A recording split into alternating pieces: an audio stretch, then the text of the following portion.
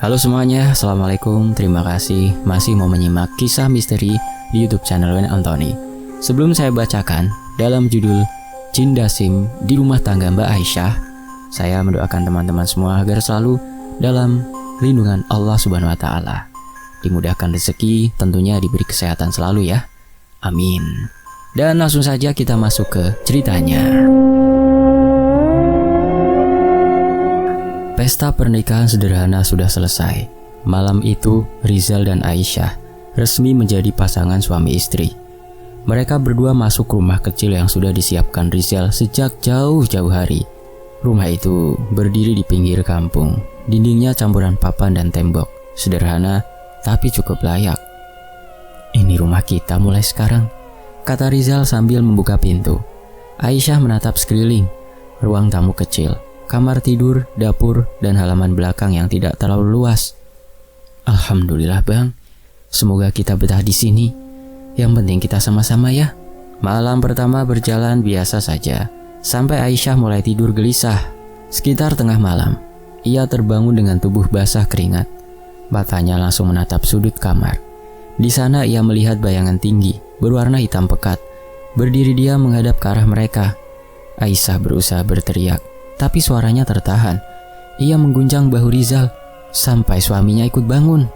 "Ada apa?" tanya Rizal menyalakan lampu. "Di sana ada orang hitam berdiri," jawab Aisyah dengan nafas terengah. Rizal menoleh.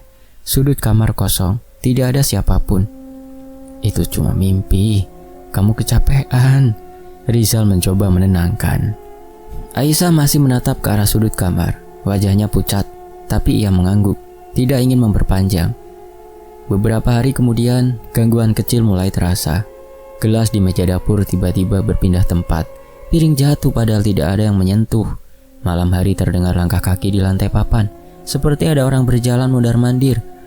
Rizal bilang mungkin itu tikus atau angin, tapi Aisyah tidak percaya. Ia merasa memang ada sesuatu di rumah itu. Suatu sore, Aisyah mengambil air wudhu dari gentong di belakang rumah. Baru sekali ia ciduk, airnya berubah keruh seperti bercampur lumpur. Ia kaget sampai gayung terlepas dari tangan. "Bang, sini, lihat airnya bang," teriaknya. Rizal datang. Saat dilihat bersama, air di gentong sudah kembali jernih. "Tadi keruh banget bang, kayak ada lumpur di dalamnya." "Mungkin dasarnya kotor, besok kita bersihin ya," jawab Rizal ringan. Aisyah hanya diam, tapi wajahnya masih cemas. Malam berikutnya, suara keras terdengar di halaman. Rizal keluar membawa senter. Di depan pintu, ia menemukan seekor burung mati. Bulu-bulunya acak-acakan, matanya membelalak. "Ya Allah," gumam Aisyah yang berdiri di belakangnya. "Pertanda apa lagi ini?" Rizal mengubur burung itu tanpa banyak bicara. "Mungkin jatuh dari pohon, jangan dipikir macam-macam." Tapi sebenarnya ia juga merasa aneh. Sejak itu Aisyah makin sulit tidur. Kadang ia merasa ada yang berdiri di ujung ranjang. Kadang ia terbangun karena merasa dicekik. Wajahnya semakin pucat. Rizal mulai ikut resah, tapi tetap berusaha menenangkan istrinya. "Kamu jangan takut, apapun ini kita hadapi bareng-bareng," ucap Rizal suatu malam. Aisyah mengangguk pelan, air mata menetes. "Aku takut bang, kayak ada yang gak suka kita bahagia." Malam itu, Aisyah tidur sambil menggenggam tangan Rizal erat-erat. Rizal sendiri tidak bisa benar-benar tidur. Sesekali ia melirik sudut kamar. Kosong, gelap, tapi hawa dingin membuatnya susah tenang. Beberapa waktu setelah pernikahan, Aisyah menyadari dirinya hamil. Kabar itu membuat Rizal bahagia. Ia membayangkan rumah tangga mereka akan semakin lengkap dengan kehadiran seorang anak. Namun kebahagiaan itu tidak berlangsung lama. Kehamilan Aisyah dipenuhi gangguan yang tidak masuk akal. Hampir setiap malam, ia bermimpi buruk. Dalam mimpi, ia selalu melihat sosok perempuan tua berambut panjang. Wajahnya pucat, duduk di dekat ranjang sambil menatap tajam. Kadang sosok itu tersenyum miring, kadang hanya diam. Aisyah sering terbangun dengan nafas terengah, tubuh dingin, bahkan merasa seakan ada yang mencekek lehernya. Rizal awalnya mengira itu hanya tekanan psikologis, namun gangguan itu semakin jelas. Suatu malam, Aisyah terbangun sambil meronta. Tangannya mencakar udara. "Tolong, lepasin aku," teriaknya. Rizal memeluknya, mencoba menenangkan. "Kamu mimpi buruk?" Aisyah mengangguk, air matanya menetes. Dia ada di sini bang, duduk di kursi, nunggu aku." Rizal menoleh, kursi kosong, tapi bulu kuduknya ikut merinding. Tidak hanya Aisyah, Rizal pun mulai merasakan hal-hal aneh. Saat ia hendak tidur, ia mendengar suara bisikan samar memanggil namanya. Bisikan itu terdengar jelas, padahal Aisyah sudah terlelap. Ia bangun, memeriksa sekeliling rumah, tapi tidak ada siapa-siapa. Gangguan lain terjadi ketika pintu depan rumah tiba-tiba terbuka sendiri. Padahal sebelumnya sudah dikunci rapat. Rizal menutupnya kembali, memastikan slot itu benar-benar terpasang. Baru beberapa menit kembali ke kamar, suara engsel pintu berdesit lagi. Pintu terbuka lebar, seolah ada yang masuk. Rizal langsung menyalakan semua lampu, tapi tidak menemukan apapun. Di tengah semua kejadian itu, tetangga mereka, Murni, sering membuat Aisyah tidak nyaman. Setiap kali bertemu, Murni selalu memberi tatapan sinis. Pernah ia berkomentar dengan nada menusuk, "Wajahmu pucat sekali.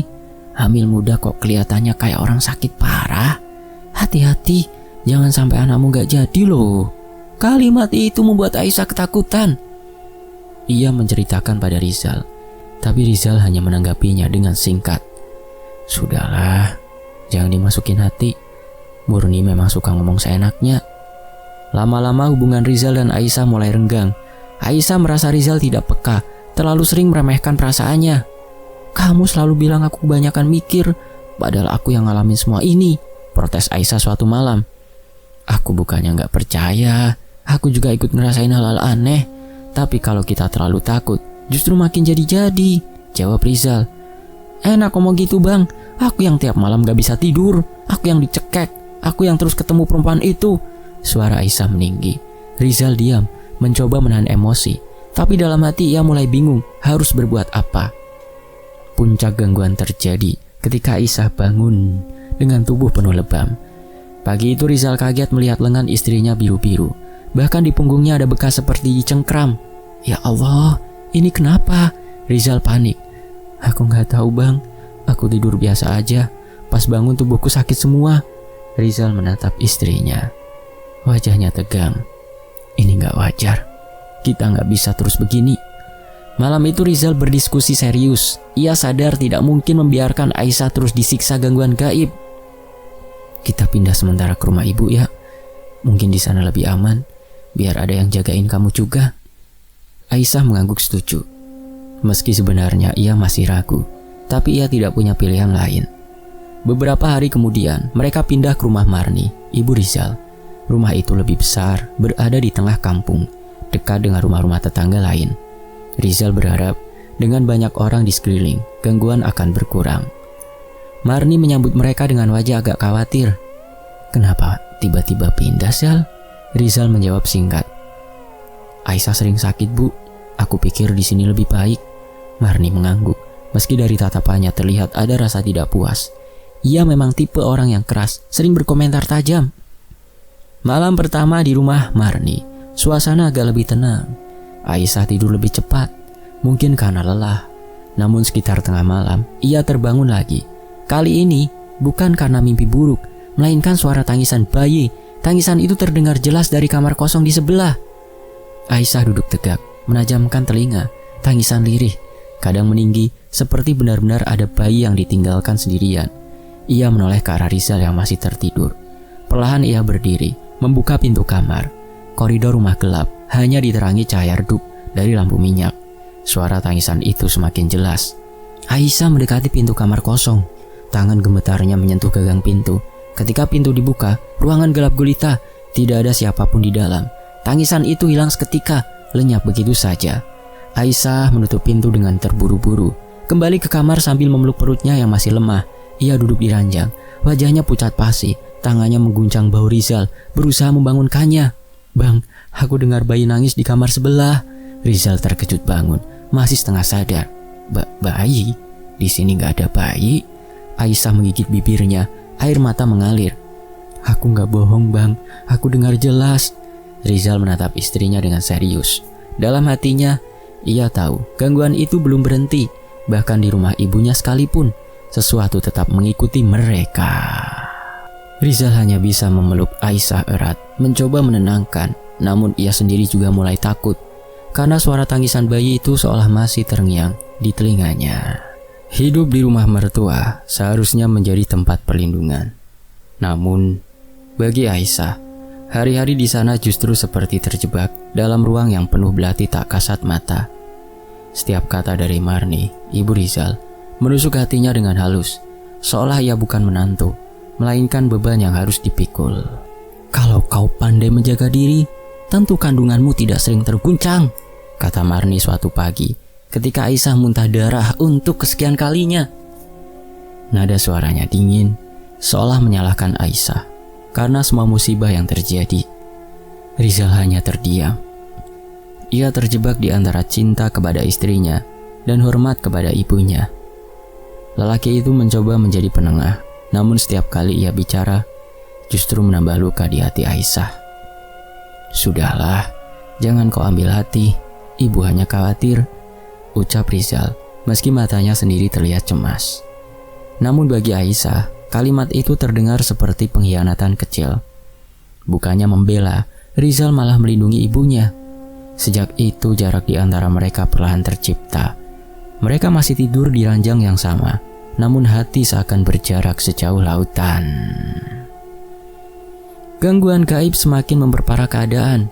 Pada malam-malam tertentu, piring-piring dapur berjatuhan sendiri, persis seperti di rumah Rizal. Pecah berkeping-keping tanpa ada yang menyentuh. Suara gamelan lirih terdengar dari arah belakang rumah, memainkan nada yang asing sekaligus mencekam. Tidak ada yang tahu dari mana datangnya. Namun Aisyah merasakan hawa dingin merayap setiap kali suara itu terdengar. Rizal pun ikuti teror. Ketika pulang larut dari bengkel tempatnya bekerja, ia merasakan ada yang berjalan di belakangnya. Setiap kali menoleh, hanya ada bayangan panjang yang menempel di tanah meski tak ada tubuh yang menaungi. Suatu malam, ia jelas melihat sosok tinggi hitam mengikuti langkahnya hingga ke teras rumah. Ketika pintu ia tutup dengan tergesa, bayangan itu masih berdiri di luar, menempel pada kaca jendela sebelum akhirnya lenyap. Di tengah rasa putus asa, muncul secercah cahaya dari sosok yang tak disangka. Rani, sahabat lama Aisyah, datang menjenguk. Matanya tajam menatap wajah pucat Aisyah, lalu tangannya menggenggam jemari sahabatnya itu. Aku tidak ingin menakutimu, bisik Rani lirih, tapi semua tanda ini terlalu jelas. Kau sedang jadi sasaran ilmu hitam. Santet itu menggerogoti tubuhmu, menghisap ketenangan rumah tanggamu. Air mata Aisyah jatuh tanpa mampu ia bendung. Ia sudah merasakan ada yang tidak wajar. Namun mendengar penegasan dari mulut sahabatnya membuat hati semakin hancur. Ia teringat malam-malam dicekik tak kasat mata, tubuh penuh lebam dan kini muntah darah. Semua itu bukan sekedar sakit biasa. Rizal yang mendengar percakapan itu terdiam. Wajahnya menegang, separuh marah, separuh takut. Apa maksudmu, Ran? Siapa yang tega melakukan ini? Tanyanya dengan suara bergetar. Rani hanya menatap, enggan menjawab. Namun tatapannya penuh isyarat. Kecurigaan sudah ada, meski belum terucap. Hari-hari berikutnya menjadi ujian yang semakin berat. Tubuh Aisyah semakin ringkih. Kadang panasnya membakar kulit, membuat Rizal harus mengompresinya dengan air berulang-ulang. Kadang tubuhnya dingin bagai es, meski selimut tebal menutup rapat. Kadang ia menggigil, kadang ia menjerit kesakitan, seolah ada sesuatu yang merobek-robek dari dalam perutnya. Rizal berusaha mencari pertolongan. Ia mendatangi orang-orang pintar di kampung sekitar. Ada yang memberi jambi-jambi, ada yang membakar kemenyan, ada pula yang menuliskan raja di atas kertas kuning. Namun semuanya berakhir sia-sia. Gangguan itu tidak berhenti, bahkan semakin menggila. Suatu malam, Aisyah berteriak keras. Rizal mendapati istrinya tergeletak di lantai dengan mata melotot. Mulut berlumuran darah, tubuhnya kaku. Ia memanggil-manggil nama Aisyah sambil menangis. Sebelum akhirnya tubuh istrinya kembali normal. Seakan ada yang mempermainkan nyawa di hadapan mereka. Puncaknya terjadi ketika seorang dukun kampung datang setelah dipanggil oleh Marni. Dukun itu, lelaki tua berkulit keripu dengan mata tajam, duduk bersila di ruang tengah. Ia menyalakan kemenyan, menggumamkan mantra yang tajam. Duduk bersila di ruang tengah, ia menyalakan dupa, menggumamkan mantra yang tidak dimengerti siapapun. Setelah lama hening, ia membuka mata dan menatap Rizal serta Aisyah. "Ada jin Dasim yang sengaja dikirim untuk merusak rumah tanggamu," ucapnya dengan suara berat. "Jin ini bukan sembarangan. Ia tak hanya mengganggu tubuh, tapi juga menusuk hati, memecah cinta, menghancurkan keluarga. Ia adalah jin yang bersemayam dalam setiap pertengkaran, dalam setiap prasangka." Ruang itu terasa semakin dingin. Aisyah memeluk perutnya yang lemah. Air matanya jatuh tanpa suara. Rizal menggenggam tangan istrinya erat. Namun dalam genggaman itu ada gemetar yang tak bisa ia sembunyikan. Pernyataan dukun itu menutup malam dengan teror baru. Bukan hanya tubuh dan jiwa mereka yang jadi sasaran, tapi juga cinta yang mereka pertaruhkan sejak mengucap janji suci. Malam-malam Aisyah semakin panjang dan menyesakkan. Tidur bukan lagi tempat beristirahat, melainkan lorong menuju penyiksaan gaib. Ia sering terbangun dengan teriakan tertahan. Tubuh kaku, nafas terhimpit. Di dadanya duduk sosok perempuan tua berambut panjang. Wajah keriput penuh guratan kebencian. Mata perempuan itu kosong, namun tatapannya menusuk dalam, seolah ingin merampas jiwanya sedikit demi sedikit. "Astagfirullah," lirih Aisyah, berusaha melawan dengan doa. Tetapi lidahnya kaku, suaranya tersangkut di tenggorokan, hanya air mata yang mengalir di pipi. Ketika Rizal menyalakan lampu dan mendekat, sosok itu lenyap dalam sekejap, meninggalkan dada Aisyah yang sesak bagai dihantam batu besar. Rizal pun tak lagi luput dari teror. Di malam yang sunyi, ketika lampu sudah dipadamkan, ia mendengar bisikan halus mendekat ke telinganya. "Usir dia, dia bebanmu. Benci dia penyebab semua deritamu." Bisikan itu datang berulang.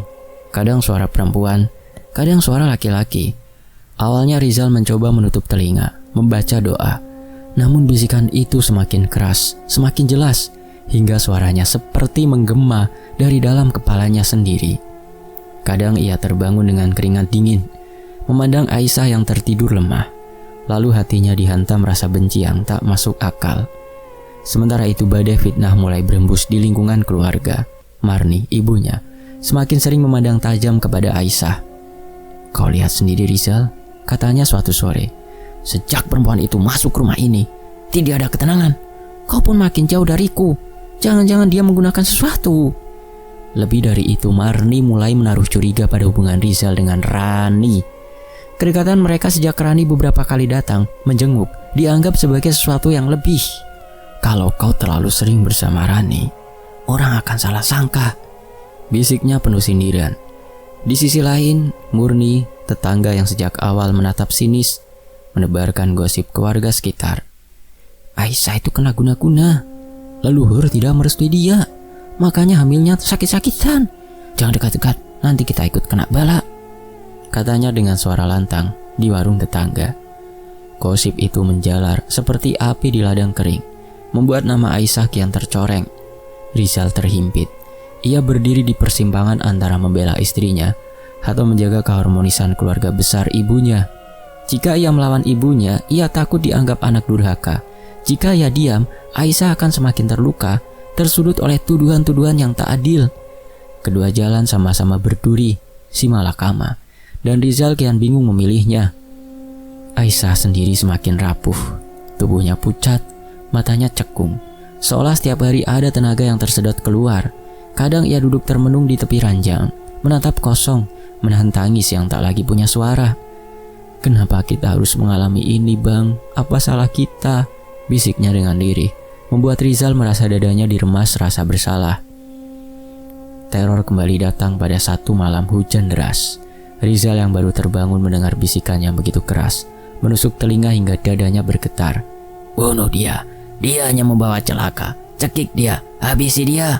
Kepala Rizal pening, matanya buram.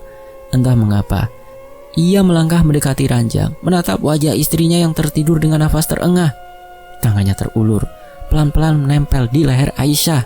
Rizal digerakkan oleh sesuatu yang jahat, seolah bukan dirinya yang bergerak, melainkan ada kekuatan lain yang menguasai tubuhnya. Aisyah terbangun, matanya membelalak melihat tangan suaminya menekan lehernya. Suara serak keluar dari bibirnya. "Bang, kenapa Bang?" Tangis bercampur sesak. Air mata jatuh membasahi tangan Rizal. Kesadaran Rizal tersentak. Ia melihat dirinya sendiri sedang mencekek perempuan yang dicintainya. Dengan panik, ia menarik tangannya, mundur ke belakang, terengah-engah ketakutan. Ya Allah, apa yang telah aku lakukan? Suaranya pecah. Tubuhnya gemetar hebat. Aisyah menangis dalam diam. Dada merah bekas cekikan masih membekas nyata. Sejak malam itu, hubungan mereka kian terjal. Rizal dihantui rasa bersalah, Aisyah dihantui ketakutan. Cinta yang dulu jadi benteng, kini rapuh, hampir runtuh oleh bisikan dan fitnah yang tak kasat mata. Di saat putus asa hampir menelan segalanya, datanglah seorang tamu yang tak disangka. Seorang ulama tua, Kyai Mahfud, melangkah masuk dengan tenang ke rumah Marni. Sorot matanya teduh, namun dalam seolah menyingkap segala rahasia yang tersembunyi di balik dinding rumah itu. Assalamualaikum, ucapnya. Suaranya tenang namun bergema kuat. Marni segera menyambut. Rizal menunduk penuh harap. Aisyah menatap dengan mata basah. Kehadiran Kyai Mahfud bagai cahaya kecil di tengah lorong gelap. Namun mereka semua tahu, jalan ke depan masih panjang dan pertempuran yang sebenarnya baru saja dimulai. Malam itu, rumah Marni dipenuhi keheningan yang tidak biasa. Angin berhembus pelan, namun membawa hawa dingin yang menusuk tulang. Di ruang tengah, Kyai Mahfud duduk bersila di atas sajadah. Sementara Rizal dan Aisyah duduk di sampingnya dengan wajah tegang. Marni menunduk di pojok ruangan, menggenggam tasbih dengan tangan gemetar. Aku tidak akan menjanjikan keajaiban, ujar Kyai Mahfud dengan suara berat. Tapi kita hanya punya satu benteng, yakni iman. Jika iman runtuh, semua jin dan guna-guna akan menari di atas kehancuran. Rizal mengangguk. Dadanya bergetar hebat. Namun di balik ketakutan ada secercah harapan. Ia menatap istrinya, Aisyah, yang wajahnya pucat bagai bulan yang ditutupi kabut. Mata istrinya penuh air. Tubuhnya gemetar, seolah siap meledak oleh sesuatu yang bukan miliknya sendiri. Kyai Mahfud mulai membaca doa-doa. Lantunan ayat suci menggema di setiap sudut ruangan. Suasana yang tadinya sunyi berubah menjadi mencekam. Dinding seolah merapat. Udara semakin berat, dan lampu bergoyang meski angin tak bertiup. Aisyah mendengus keras, tubuhnya bergetar. Tangan yang lemah mendadak mencakar lantai. Kukunya beradu dengan ubin hingga menimbulkan suara berdecit. Rizal memegang bahunya, berusaha menenangkan. Namun detik berikutnya, Aisyah menjerit dengan suara yang bukan suaranya. Aku benci kalian, teriaknya dengan suara parau, penuh kebencian. Mata Aisyah berubah merah, wajahnya menegang, dan tubuhnya bergerak liar. Ia menoleh kepada Rizal, menatapnya penuh dendam, lalu berkata dengan suara asing. Kaulah penyebab semua ini, kaulah yang membuatku sengsara. Aku akan membunuhmu. Rizal mundur, wajahnya pucat pasi. Air matanya jatuh tanpa sadar. Ini bukan kamu Aisyah, ini bukan kamu, bisiknya, namun suaranya gemetar. Bayangan besar muncul di dinding. Semakin lama semakin jelas. Sosok hitam menjulang, tinggi, bahunya lebar, matanya menyala merah seperti bara. Itulah jelmaan Dasim, jin yang sejak lama bersemayam di balik semua fitnah dan kebencian. Suara tertawanya menggelegar, mengguncang ruangan. Kalian pikir cinta bisa menyelamatkan? Suaranya berat, menggema dari segala arah. Aku adalah Dasim, pemecah rumah tangga, pemutus cinta suci. Aku akan membuat kalian saling benci, saling menghancurkan, sampai tak ada yang tersisa. Marni menjerit ketakutan, tubuhnya gemetar hebat. Rizal hanya mampu menunduk, sementara Aisyah yang tubuhnya kini dikuasai, menyeringai dengan senyum mengerikan. Kyai Mahfud tidak gentar. Ia mengangkat tangannya, membaca ayat-ayat dengan suara lantang. Dengan nama Allah yang Maha Kuasa, aku perintahkan engkau keluar. Tidak ada tempat bagi jin yang mengadu domba di rumah ini. Dasim meraung. Suara beratnya menggetarkan kaca jendela hingga berderak. Bayangannya bergerak maju, menekan dada Rizal yang terasa semakin berat. Rizal hampir terjatuh, merasa seolah udara di sekitarnya terhisap habis. Aisyah semakin liar, tangannya meraih leher Rizal, mencoba mencekeknya. Namun kali ini Rizal menahan, memeluk erat tubuh istrinya sambil berteriak. Aku tahu ini bukan kamu Aisyah. Aku tidak akan membencimu. Kita akan melawan bersama. Air mata Rizal jatuh membasahi wajah Aisyah. Untuk sesaat mata istrinya berkedip, seolah ada percikan kesadaran yang kembali. Namun Dasim tertawa lagi, menutupinya dengan jeritan keras dari mulut Aisyah. Pertarungan batin berlangsung sengit. Rizal dihadapkan pada bisikan yang terus menggerogoti pikirannya. Benci dia, usir dia, ceraikan dia. Kau tidak akan tenang bersamanya. Dia pembawa sial. Di satu sisi, wajah Aisyah yang pucat, tubuhnya yang sakit-sakitan, membuat Rizal goyah.